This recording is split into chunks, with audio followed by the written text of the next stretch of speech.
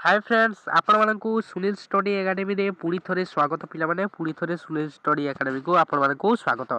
आज हम आलोचना करबा +2 सेकेंड ईयर एमआईएल ओडी साहित्य ज्योति एमआईएल ओडिया साहित्य ज्योति रो 80 मार्क रो क्वेश्चन पेपर जोटा कि तोर बोर्ड एग्जाम रे एही बडी प्रश्न ही आसीबो।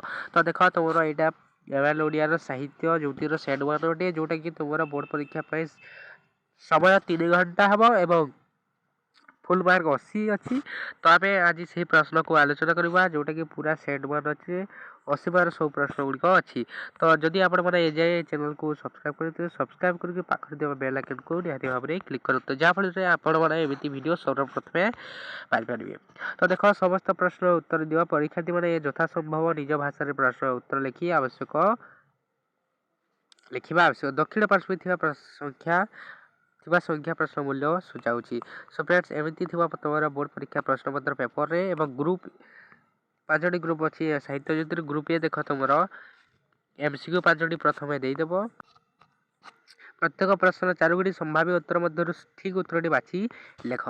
तो चलतु आम लिखा तुम प्रथम प्रश्न अच्छी साहित्य ज्योति उत्कलर उत्तमांग किए तुम पढ़ी उत्कलर उत्तमांग किए ना कटक भुवनेश्वर संबलपुर पुरी। सो फ्रेंड्स आ गोटे कथा कहबी वीडियो टिके लंबा हेबो कारण सब गुड़ाक सेट आम सेट गुड़ाक पूरा आलोचना करपरिक तुम्हारा बोर्ड परीक्षा प्रश्न पत्र आसो तुम युवाक नोट कर लंग क्वेश्चन गुड़ाक और सर्ट क्वेश्चन को भल भाव में बुझी दिखाँ। देख उत्कलर उत्तमांग किए ना उत्कलर उत्तमांग कटक भुवनेश्वर संबलपुर पुरी जोटा तुम उत्कलर उत्तमांग हो कटक। परवर्ती प्रश्न देख जलधर कृपारू क्योंठारे नवनीलिमा खेली बुलिबो बोली कहा जायछि ना जलधर कृपारू भलसे बुझा प्रश्न को जलधर कृपारू क्योंठारे नवनीलिमा खेली बुलिबो बोली कहा जायछि ना साली क्षेत्र रे पिला माने साली क्षेत्र रे जलधर कृपारू नवनीलिमा खेली बुलिबो बोली कहा जायछि। ता परवर्ती प्रश्न देख पुरोहित निज आखि दुईटी को मकची छेलीर कण हलाई देखिला ना सिंह लांज गोड़ अंटा कण हलाई देखिला ना तार लांज हलाई देखिला पिला माने। परवर्ती प्रश्न देख लोक मैंने अशिक्षित निरक्षर होइथिबारु क्यों कार्य अनेक पछरे पड़ जाइछि ना कृषि शिल्प स्वास्थ्य उन्नयन पिला माने यार उत्तर हो उन्नयन कार्य पछरे पड़ जाइछि। 5 नंबर प्रश्न देख आंचलिक सभार क्यों विषय को सभा उपरे विचार पर रखा जाइथिला ना शिक्षा को कृषि को वाणिज्य को शिल्प को क्या ना कृषि को सभा पर रखा जाइथिला। आ गोटे कथा कहबी तुम मैंने जल्दी टी 1K सब्सक्राइबर कंप्लीट कर जहाँफल मुझे गुड़ाक सब सब्जेक्टर पीडीएफ मु तुम मानू टेलीग्राम रे प्रोवाइड करिबो एवं टेलीग्राम रे जदि जॉइन हिना तो डिस्क्रिप्शन रे लिंक अच्छी डिस्क्रिप्शन लिंक रे जाइए आप टेलीग्राम रे जॉइन हो पारे। तो आम 5टी प्रथमे ग्रुप ए रे 5टी एमसीक्यू प्रश्न देव एमसीक्यू प्रश्न कर सारा आपन को गोटे वाक्य उत्तर देर 3टी प्रश्न आसो आपको समस्त प्रश्न उत्तर देवाक पड़ो गोटे वाक्य 3टी प्रश्न उत्तर देवाक पड़ो 3 मार्क। तो देख प्रथम प्रश्न क्यों अंचल नारी मानक दुख और दैन्य मध्य विषाद कालीमा छुए नहीं ये प्रश्न आसो हाथ में लाठीटे धरी रास्ता ऊपर को उठी आसुवा पाण को देखी पुरोहित कौन घटिला पड़िया रे फसल बुणिले कौन हम यही सब प्रश्न तुमको उत्तर देवाक पड़ो।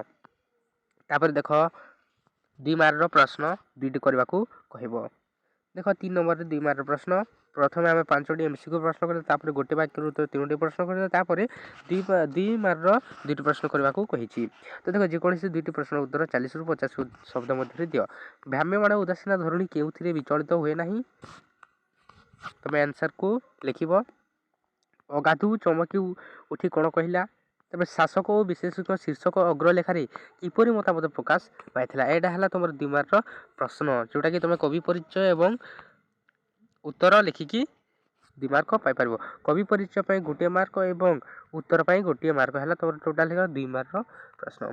तापर देख 3 मार्क 2 मार्क 2टी कर गोटे वाक्य उत्तर 3टी कर एमसीक्यू 5टी गल।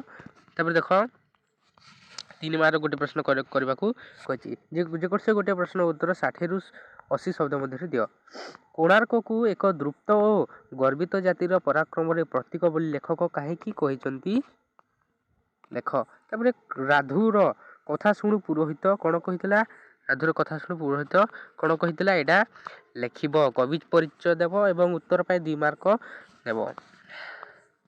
ତାପରେ ଦେଖ ତମର 5 ନମ୍ବର ଗୋଟେ ଏ ଗ୍ରୁପର 5 ପଳେଇ ଆସିଲା। ଯେକୌଣସି ଗୋଟିଏ ପ୍ରଶ୍ନର ଉତ୍ତର 120ଟି ଶବ୍ଦ ମଧ୍ୟରେ ଦିଅ, ଯେଉଁଟାକି ଲଙ୍ଗ କ୍ୱେଶ୍ଚନ୍ 5 ମାର୍କର ପ୍ରଶ୍ନ ଅଟେ। ତ ଦେଖ ପୁଷ୍ପପୁରରେ ବର୍ଷାବରଣ ପ୍ରବନ୍ଧରୁ ଲେଖକଙ୍କ ଜନ୍ମଭୂମି ପ୍ରୀତିର ସୂଚନା ଦିଅ।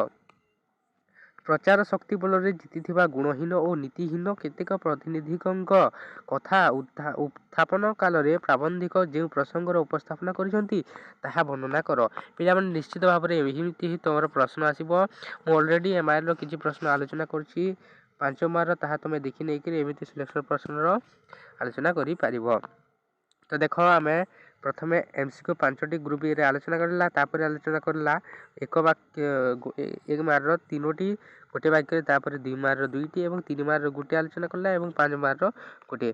ତାପରେ ଦେଖ ଏଠି ଗ୍ରୁପ୍ ବିରେ ପ୍ରଥମେ 5ଟି MCQ ପ୍ରଶ୍ନ ଦେଇଛି। ସେହିଭଳି ପ୍ରଜାଙ୍କ ଚିତ୍ତକୁ ପୂର୍ବ ରାଜାମାନେ କିପରି ବାନ୍ଧିଥିଲେ ନା ଧନ ଦାନ କରି, ଶାସନ କରି, ବାତ୍ସଲ୍ୟରେ ଭୟ ଦେଖା। ଆଉ ପିଲାମାନେ ଯେଉଁ ଡାଉଟ୍ ତୁମର ରହିଯିବ ତାହା କମେଣ୍ଟରେ ତୁମେ ନିଶ୍ଚିତ ଭାବରେ ଜଣାଇବ। ବାତ୍ସଲ୍ୟରେ ପିଲାମାନେ ବାତ୍ସଲ୍ୟରେ ସେମାନେ ପ୍ରଜାଙ୍କ ଚିତ୍ତକୁ ପୂର୍ବ ରାଜାମାନେ ବାନ୍ଧିଥିଲେ। ତା ପରବର୍ତ୍ତୀ ପ୍ରଶ୍ନ ଦେଖ, କିଏ ମୁଗ୍ଧ ହେବ ବୋଲି ସୀତା ଭାବିଛନ୍ତି ନା ନବବଧୂ ବ୍ରାହ୍ମଣମାନେ ବାଲ୍ମୀକି ଲବକୁ। ତ ଏହାର ଉତ୍ତର ହେଇଯିବ କିଏ ମୁଗ୍ଧ ହେବ ବୋଲି ସୀତା ଭାବିଛନ୍ତି ନା ନବବଧୂ ସେ ହେଉଛି ରାମଙ୍କର ନୂଆ ପତ୍ନୀ, ସିଏ ଉଲ୍ଲେଖ ହେବ ବୋଲି କହିଛନ୍ତି। ଦିନ ଶେଷ ହେଲାଣି ଜାଣି କାହାର ଆୟୋଜନ ଲାଗିଛି ନା ତପନଙ୍କର, ଅସ୍ତାଚଳର, ସିମିରଣର, ବିଦାୟର। କାହାର ପିଲାମାନେ ଏହାର ଉତ୍ତର ହେଇଯିବ ବିଦାୟର ପିଲାମାନେ, ବୁଝିଗଲା। ଯାହା ଡାଉଟ୍ ହେବ ତୁମେ କମେଣ୍ଟରେ ନିଶ୍ଚିତ ଭାବରେ ଜଣାଇବ। ତାପରେ ଦେଖ ଶତାବ୍ଦୀର ସିଂହଦ୍ୱାରରୁ ଦୂତ କାହାର ବର ଆଣିଛି? ଜମିଦାରର, ମହାଜନର, ଦେବତାର, ଭବିଷ୍ୟତର। ଆନ୍ସର କମେଣ୍ଟରେ ସମସ୍ତେ ଜଣାଇବ ଭବିଷ୍ୟତର, ବୁଝିଲା। ତାପରେ ଦେଖ ତାର ପରବର୍ତ୍ତୀ ପ୍ରଶ୍ନ, ନବବାମା ବୋଲି କବି କାହାକୁ କହିଛନ୍ତି? ନା ସୀତାକୁ, ସୁନାର ସୀତାକୁ, ନବବିବାହିତା ଦ୍ୱିତୀୟ ପତ୍ନୀଙ୍କୁ, ରୁକ୍ମିଣୀଙ୍କୁ। କାହାକୁ? ନା ନବବିବାହିତା ଦ୍ୱିତୀୟ ପତ୍ନୀଙ୍କୁ ନବବାମା ବୋଲି କବି ଉଲ୍ଲେଖ କରିଛନ୍ତି। ତାପରେ ଦେଖ ସେମ୍ ପ୍ରୋସେସ୍ ଗୋଟିଏ ବାକ୍ୟର ଉତ୍ତର ଦିଅର। 1 ମାର୍କର 3ଟି ପ୍ରଶ୍ନ ଫେରି ଦେଇଯାଇଛି। ମାୟା କିପରି ବଢ଼େ? ଛାୟା ପରି କିପରି ବଢ଼େ ମାୟା? ତା ଦେଇଛି। ଆପଣାର ବିରହ ବେଦନାକୁ କବି କେଉଁଠାରେ ଦେଖିଛନ୍ତି? ଜୀବନର ସମ୍ଭାବନା କେଉଁଥିରେ ମୂର୍ତ୍ତିମାନ ବୋଲି କୁହାଯାଇଛି? ଏହି 3ଟି ପ୍ରଶ୍ନର ଉତ୍ତର ତୁମେ ଗୋଟିଏ ବାକ୍ୟରେ ଦେବ। ଗୋଟିଏ ମାର୍କର ପ୍ରଶ୍ନ 3ଟି 3 ମାର୍କର ପାଇବ। ତାପରେ ଦେଖ 2 ମାର୍କର 2ଟି ପ୍ରଶ୍ନ ସେମ୍ ଗ୍ରୁପ୍ ବିରେ ମଧ୍ୟ ଅଛି। ସଂସାରର ସମୁଦ୍ରକୁ ପାର ହେବା ପାଇଁ କେଉଁ ପଥର ଆଶ୍ରୟ ଶ୍ରେୟସ୍କର? ଏଇଟା ଉତ୍ତର ଲେଖିବ, କବି ପରିଚୟ ଦେଇଦେବ। ଏବଂ ତାପରେ ସୀତାଙ୍କ ମନରେ କି ଭିକ୍ଷା ଉଦୟ ହୋଇଥିଲା? ସୂର୍ଯ୍ୟ ନିଜର ସ୍ନେହ ଆଦର କିପରି ଦେଖାନ୍ତି? ଏ ପ୍ରଶ୍ନର ଉତ୍ତର ସବୁ ତୁମେ 40ରୁ 50 ଶବ୍ଦରେ 2ଟି ବାକ୍ୟରେ ଲେଖିବ। ଏଇଟା 2 ମାର୍କର ପ୍ରଶ୍ନ ଅଟେ। କବି ପରିଚୟ ଏବଂ ଉତ୍ତର ଲେଖିବ, ବୁଝିଲା। ତାପରେ ଦେଖ 3 ମାର୍କର ଗୋଟିଏ ପ୍ରଶ୍ନ ସେମ୍ ପ୍ରୋସେସ୍ ଅଛି। କବି କାହିଁକି ମନୁଷ୍ୟ ପୁତ୍ରକୁ ଦୁଗ୍ଧ ହେବା ପାଇଁ କହିଛନ୍ତି? କବି କାହିଁକି ମନୁଷ୍ୟ ପୁତ୍ରକୁ ଦଗ୍ଧ ହେବା ପାଇଁ କହିଛନ୍ତି? ଶତାବ୍ଦୀର ସିଂହଦ୍ୱାରରୁ କିଏ କ'ଣ ବାର୍ତ୍ତା ନେଇ ଆସିଛି? ପିଲାମାନେ ଏହି ପ୍ରଶ୍ନ ଗୁଡ଼ିକୁ ଭଲ ଭାବରେ ବୁଝିବ ଏବଂ ଲେଖିବ। ତାପରେ ଦେଖ 5 ମାର୍କର ସେମ୍ ପ୍ରୋସେସ୍ 5 ମାର୍କର ପ୍ରଶ୍ନ ଆସିଗଲା। 5 ନମ୍ବରର ପ୍ରଶ୍ନ, ରାଜଧର୍ମ ପାଳନ ଯୋଗୁଁ ରାଜାମାନଙ୍କୁ କବି ଦେଇଥିବା ପରାମର୍ଶ ସମୂହ ଉଲ୍ଲେଖ କର। ଯେଉଁ ରାଜଧର୍ମ ପାଳନ କରିବା ପାଇଁ କବି ଯେଉଁ ପରାମର୍ଶ ଦେଇଛନ୍ତି, ପରାମର୍ଶ କାହାକୁ? ନା ରାଜାମାନଙ୍କୁ ଯେଉଁ ପରାମର୍ଶ ଦେଇ ତାହା ଉଲ୍ଲେଖ କର କହିଛି। ତାପରେ ତପସ୍ୱିନୀର ପତ୍ର ଅନୁସରଣରେ ପତ୍ର ଲେଖିକାଙ୍କର ଚାରିତ୍ରିକ ମହତ୍ତ୍ୱ ବର୍ଣ୍ଣନା କର। ସୀତାଙ୍କର ଚାରିତ୍ରିକ ବର୍ଣ୍ଣନା କର, ଯେଉଁଟାକି ତପସ୍ୱିନୀର ପତ୍ର କିଏ ଲେଖିଥିଲେ? ନା ଆମର ସୀତା ଲେଖିଥିଲେ ପତ୍ର। ତ ତାପରେ ଦେଖିବା ଗ୍ରୁପ୍ ସି। ଦେଖ ପିଲାମାନେ ଗ୍ରୁପ୍ ସି ଆମର ଗ୍ରୁପ୍ ଏରେ ମଧ୍ୟ ସେମ୍ ପ୍ରୋସେସ୍ ହେଲା ଏବଂ ଗ୍ରୁପ୍ ବିରେ ମଧ୍ୟ ସେମ୍ ପ୍ରୋସେସ୍ ହେଲା। ସେମିତି MCQ 5ଟି MCQ 10ଟି ଆମେ ଆଲୋଚନା କଲେ। 1 ମାର୍କର 6ଟି ପ୍ରଶ୍ନ ଆଲୋଚନା ହେଲାନି। ତାପରେ 2 ମାର୍କର କେତୋଟି? ନା 2 ମାର୍କର 4ଟି ଏବଂ 3 ମାର୍କର 2ଟି ପ୍ରଶ୍ନ ଆମେ ଆଲୋଚନା କରିସାରିଲେ। ତାପରେ ଗ୍ରୁପ୍ ସି ଆସିଗଲା ଆମର। ଦେଖିବା ପ୍ରଥମେ 5ଟି MCQ କିପରି ଅଛି। ତ ଦେଖ ମହାଜନ ବଳରାମ ଜଣେ ସୌଦାଗର ଠାରୁ କେଉଁ ମୋହର କିଣିଥିଲେ? ନା କାବୁଲି, ଆକବରୀ, ବର୍ଦ୍ଧମାନୀ, ଶାହାଜାହାନୀ। କେଉଁ ମୋହରକୁ? ନା ଆକବରୀ ମୋହର କିଣିଥିଲେ। ତା ପରବର୍ତ୍ତୀ ପ୍ରଶ୍ନ ଦେଖ, ଶନିବାର ଦିନ କେଉଁ ସଭାର ଅଧିବେଶନ ହୋଇଥାଏ? ନା ନାରୀ ମଙ୍ଗଳକାରିଣୀ, ନାରୀ ସ୍ୱାଧୀନତା ବିବର୍ଦ୍ଧିନୀ, ନାରୀ ସଶକ୍ତିକାରିଣୀ, କୁସଂସ୍କାର ବିମର୍ଦ୍ଧନୀ। କେଉଁଠି? ନା ନାରୀ ସ୍ୱାଧୀନତା ବିବର୍ଦ୍ଧିନୀ। ଶନିବାର ଦିନ ଏହି ଅଧିବେଶନ ସଭାରେ ହୋଇଥାଏ। ତା ପରବର୍ତ୍ତୀ ପ୍ରଶ୍ନ ଦେଖ, ଝରକା କବାଟ ବନ୍ଦ କରି ରାୟ ବାହାଦୁର କାହାକୁ ରୁଦ୍ଧ କରିପାରୁନଥିଲେ? ନା ଜନାଦକୁ, ଆର୍ତ୍ତନାଦକୁ, ହାସ୍ୟରୋଳକୁ, କନ୍ଦ୍ରନ୍ଦ ଧ୍ୱନିକୁ। କାହା କ'ଣ ନା ଜନାଦକୁ ପିଲାମାନେ।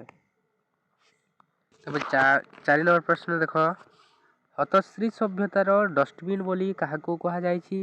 ନା ଡାଲମଣ୍ଡିକୁ, ରାମନଗରକୁ, ସଦର ବଜାରକୁ, ନା ଗୋଧୂଲିକୁ।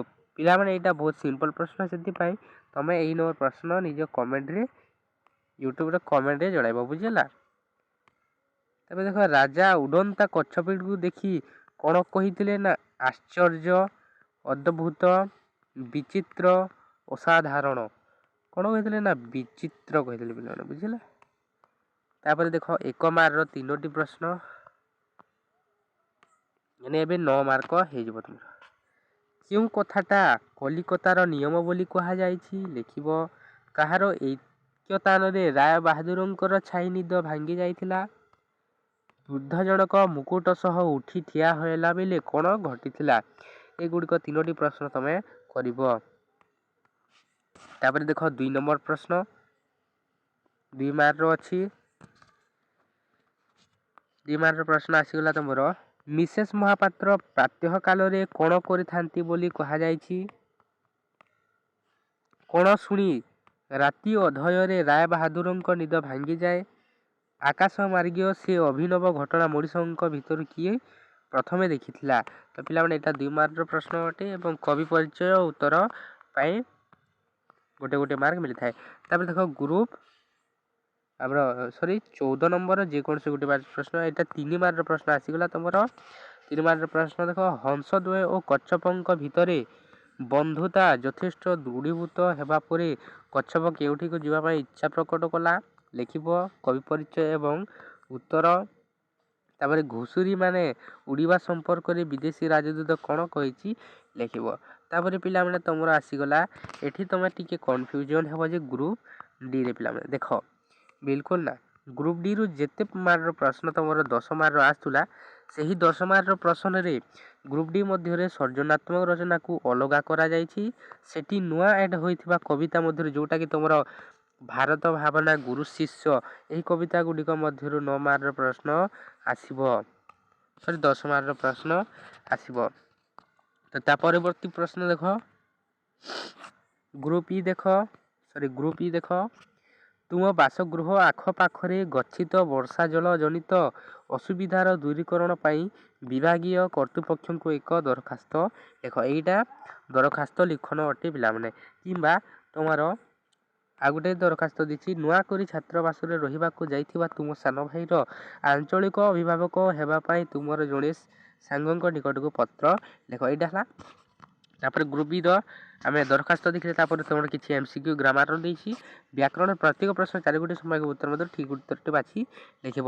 ଗୋଟିଏ ମାର୍କର 11ଟି ଲେଖିବ। ତ ଦେଖ, ଏଠି ଟିକେ କନଫ୍ୟୁଜନ୍ ହେବନି, ଗ୍ରାମାର ଭଲସେ ଗ୍ରାମାରରେ ଟିକେ ଆଟେଣ୍ଡ କରିକି ଆସିବ। ତ ଦେଖ, ପ୍ରଥମ ପ୍ରଶ୍ନ, ବିଶିଷ୍ଟ ଅର୍ଥ ପ୍ରକାଶ କରୁଥିବା ବାକ୍ୟାଂଶ ଯେଉଁଥିରେ କ୍ରିୟାପଦ ନଥାଏ ତାହାକୁ କେଉଁ ରୂଢ଼ି କୁହାଯାଏ? ନା କ୍ରିୟାଯୁକ୍ତ ରୂଢ଼ି, କ୍ରିୟାହୀନ ରୂଢ଼ି, ତୁଳନାତ୍ମକ ରୂଢ଼ି, ଉପମାଯୁକ୍ତ ରୂଢ଼ି। କେଉଁ ରୂଢ଼ି କୁହାଯାଏ? ତମର ଏଇର କ୍ରିୟାହୀନ ରୂଢ଼ି କୁହାଯାଏ ପିଲାମାନେ, ଯେଉଁଥିରେ ବାକ୍ୟାଂଶ ଯେଉଁଥିରେ କ୍ରିୟାପଦ ନଥାଏ। ବିଶିଷ୍ଟ ଅର୍ଥ ପ୍ରକାଶ କରୁଥିବା ବାକ୍ୟାଂଶ ଯେଉଁଥିରେ କ୍ରିୟାପଦ ନଥାଏ ତାକୁ କ୍ରିୟାହୀନ ରୂଢ଼ି କୁହାଯାଏ। ତାପରେ ଏକ ପଦରେ ପ୍ରକାଶ କର, ଗୋଟିଏ ପଦରେ ଏଟାକୁ ପ୍ରକାଶ କରିବ। ମିଳିମିଶି ରହିବାର ଇଚ୍ଛା କ'ଣ? ନା ମିଳନାଚ୍ଛା, ମୀମାଂସା, ମୁମୁକ୍ଷା, ମୀମାଂସା। କେଉଁଠି ହେବ? ନା ତମର ହେଇଯିବ ମୀମାଂସା ପିଲାମାନେ। ତାପରେ ଦେଖ, ଉପକାର ସ୍ୱୀକାର କରେ ଯେ ତାକୁ କ'ଣ? ନା କୃତଜ୍ଞ, ଉପକାରୀ କୌଣସିଟି ନୁହେଁ। କ'ଣ କୁହାଯାଏ? ନା କୃତଜ୍ଞ କୁହାଯାଏ ପିଲାମାନେ, ଯେ ଉପକାର ସ୍ୱୀକାର କରେ। ତାପରେ ଦୁଇଥର ଜାତ ଯେ ଦ୍ୱିଜ ଦ୍ୱିଜାତ ଦ୍ୱିଜାତ ଦ୍ୱିଜାତା କ'ଣ କୁହାଯାଏ ନା ଦ୍ୱିଜ। ଗ୍ରାମାରକୁ ଟିକେ ଭଲସେ ବୁଝିବ। ତାପରେ ବିପରୀତ ଶବ୍ଦଟି ଲେଖ ଜଟିଳ ଅଜଟିଳ ସରଳ କୁଟିଳ ବଜ୍ର କ'ଣ ନା ଜଟିଳ ସରଳ। ତାପରେ ପୁଣ୍ୟ ଧର୍ମ ଅପୁଣ୍ୟ ଅଧର୍ମ ପାପ କ'ଣ ହେଇଯିବ ନା ତମର ପାପ। ତାପରେ ଭିଆଇ ଅନ୍ଧାର ଆଲୁଅ ରାତି ଉଜ୍ଜବଳ ଫର୍ଚ୍ଚା ଅନ୍ଧାର କ'ଣ ନା ଆଲୁଅ ହେଇଯିବ ପିଲା। ତା ପରବର୍ତ୍ତୀ ଦେଖ ଭ୍ରମ ସଂଶୋଧନ କର ଭ୍ରମ ସଂଶୋଧନ କର। ଧୂମ୍ରପାନ ଧୂମ୍ରପାନ ହେଇଯିବ କି ଧୂମ୍ରପାନ ହେବ କି ଧୂମପାନ ଖାଲି ଧୂମପାନ ହେବ କି ଧୂମପାନ ଧର୍ଷଉ ଧୂମପାନ ହେବ କେଉଁ ପାନ ନା ଧୂମ। ଏଇ ଧୂମପାନ ହିଁ କରେକ୍ଟ ଅଟେ ପିଲାମାନେ ବୁଝିଲା। ତା ପରବର୍ତ୍ତୀ ଦେଖ ବିଷଣ୍ଣ ବିଷଣ୍ଣ ଭ୍ରମ ସଂଶୋଧନ କିପରି କରେ ବିଷଣ୍ଣ ତାଲବେଶ ହେବ କି ବିଷଣ୍ଣ ଦନ୍ତସ ହେବ କି ବିଷଣ୍ଣ ମୁଦିଆନାଶ ହେବ କି ବିଷଣ୍ଣ ହେବ କେଉଁଟା ହେବ ନା ତମର ମୁଦିନାସନ୍ନ ଏଇଟା। ତାପରେ ଅହନିର୍ଷି ହେବ କି ଅହନିର୍ଷି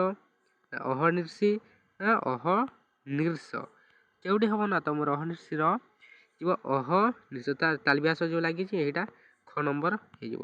ତାପରେ ଦେଖ ସମୁଚ୍ଚାରିତ ଭିନ୍ନାର୍ଥ ବୋଧକ ଶବ୍ଦ ଲେଖ ଏଇଟା ମଧ୍ୟ ଏହି ଗ୍ରାମାର ବିଷୟ ମଧ୍ୟ ତମର ବୋର୍ଡ଼ ପରୀକ୍ଷାରେ ଆସିବ। ଏହି ଗ୍ରାମାର ବିଷୟ ଗୁଡ଼ିକ ଏମିତି ହିଁ ଆସିବ। ଦେଖ ଗୁଣି ଗୋଟିଏ ତନ୍ତ୍ରବିଦ୍ୟା ଗୁଣବାନ ରୂପବାନ ଜ୍ଞାନୀ ନା କେଉଁଠି ନା ପ୍ରଥମ ତମର ଗୁଣିର ହେଇଯିବ ତନ୍ତ୍ରବିଦ୍ୟା ଏବଂ ଦ୍ୱିତୀୟ ଗୁଣିର ହେଇଯିବ ଗୁଣବାନ। ସୋ ଫ୍ରେଣ୍ଡସ୍ ଏହା ଥିଲା ତମର ପୁରା ସେଟ୍ର କ୍ୱେଶ୍ଚନ୍ ଯେଉଁଟାକି 100% ତମର ବୋର୍ଡ଼ ପରୀକ୍ଷାରେ ଆସିବ। ସୋ ପିଲାମାନେ ଆଶା କରୁଛି ଭିଡ଼ିଓଟି ଭଲ ଲାଗିଥିବ। ଭିଡ଼ିଓ ଭଲ ଲାଗିଥିଲେ ଭିଡ଼ିଓକୁ ଲାଇକ୍ କରିକି ଚ୍ୟାନେଲକୁ ନିହାତି ଭାବରେ ସବସ୍କ୍ରାଇବ୍ କରିବେ ଏବଂ ପାଖରେ ଥିବା ବେଲ୍ ଆଇକନ୍କୁ ନିହାତି ଭାବରେ କ୍ଲିକ୍ କରିବେ। ସୋ ଫ୍ରେଣ୍ଡସ୍ ଯଦି ଆପଣମାନଙ୍କୁ ଏହାର PDF ଦରକାର ତ ଡେସ୍କ୍ରିପସନ୍ରେ ମୁଁ ଲିଙ୍କ୍ ଦେଇଦେଇଛି ଆପଣମାନେ ଟେଲିଗ୍ରାମରେ ଜଏନ୍ ହେଇକି ତା'ର PDF ଗୁଡ଼ିକ ଡାଉନଲୋଡ଼୍ କରିପାରିବେ। ସୋ ଫ୍ରେଣ୍ଡସ୍ ଦେଖା କରିବା ଆଉ ଗୋଟିଏ ନୂଆ ଭିଡ଼ିଓରେ। ଜୟ ଜଗନ୍ନାଥ।